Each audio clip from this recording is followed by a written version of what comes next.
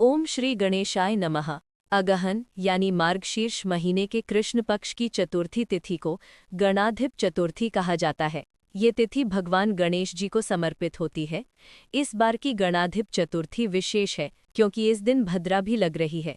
तो आइए जानते हैं इस बार चतुर्थी कब है, व्रत कब रखा जाएगा, चंद्रोदय का समय क्या रहेगा, भद्रा काल कब से कब तक रहेगा और भद्रा का वास कहाँ होगा।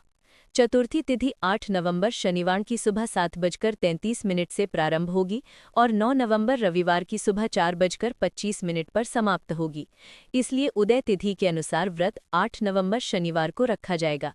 इसी दिन चंद्रोदय का समय भी रहेगा, इसलिए ये दिन व्रत के लिए अत्यंत शुभ माना जाएगा। इस दिन कुछ स्थानों पर सौभाग्य सुंदरी तीज का पर्व भी मनाया जाएगा, जो भगवान शिव और माता पार्वती की आराधना के लिए शुभ होता है। वहीं चतुर्थी का दिन चौथ माता और विघ्नहर्ता गणेश जी को समर्पित माना जाता है। इस दिन ब्रह्म मुहूर्त सुबह 5:04 से 5:52 तक रहेगा। सूर्योदय सुबह 6:40 पर और सूर्यास्त शाम 5:40 पर होगा। भद्रा इस दिन सुबह 7:32 तक रहेगी और उसका वास स्वर्ग लोक में रहेगा। भद्रा काल वास्तव में 7 नवंबर शुक्रवार की रात 9:16 से प्रारंभ हो जाएगा, लेकिन चूंकि भद्रा का वास इस बार स्वर्ग लोक में है, इसलिए ये पृथ्वी लोक पर अशुभ नहीं मानी जाती। इसलिए पूजा पाठ और व्रत संबंधी कार्य भद्रा काल में भी किए जा सकते हैं। सुबह की पूजा का शुभ मुहूर्त 5:20 से 6:38 तक रहेगा और शाम की पूजा का समय 5:31 से 6:50 तक उत्तम रहेगा। इस दिन राहु काल सुबह 9 बजे से 10:30 तक रहेगा, जो अशुभ माना जाता है। इसलिए इस समय किसी भी शुभ कार्य से बचना चाहिए। 8 नवंबर को चंद्रमा को अर्घ्य देने और व्रत खोलने का समय रात 8:21 पर रहेगा। इसलिए रात 8:21 के बाद आप चंद्रदेव को अर्घ्य देकर अपना उपवास खोल सकते हैं। चतुर्थी के व्रत में चंद्रमा की पूजा और अर्घ्य देना अनिवार्य माना गया है। इसी के बाद व्रत का समापन होता है।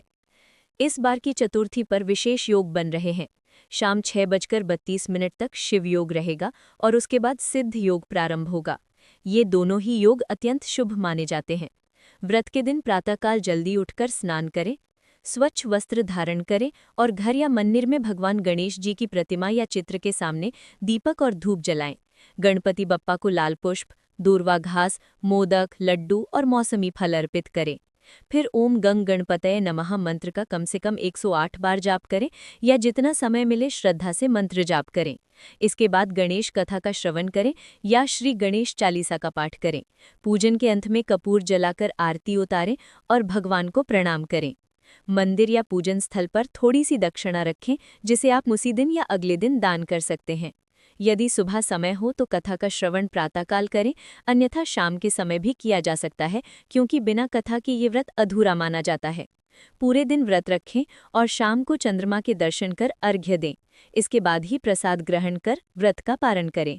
चतुर्थी के व्रत में जहाँ तक संभव हो नमक का सेवन नहीं करना चाहिए। फलाहार में आलू, शकरकंद, मूंगफली आदि का सेवन किया जा सकता है। यदि किसी कारणवश नमक लेना आवश्यक हो तो सेंधा नमक का उपयोग करें। ये था गणाधिप चतुर्थी व्रत का संपूर्ण विधान। तिथि, पूजा का समय, भद्रा का प्रभाव और अर्घ्य का मुहूर्त। भगवान गणेश जी से यही प्रार्थना करें कि वो सभी विघ्नों को दूर करें और जीवन में सुख, शांति और समृद्धि प्रदान करें।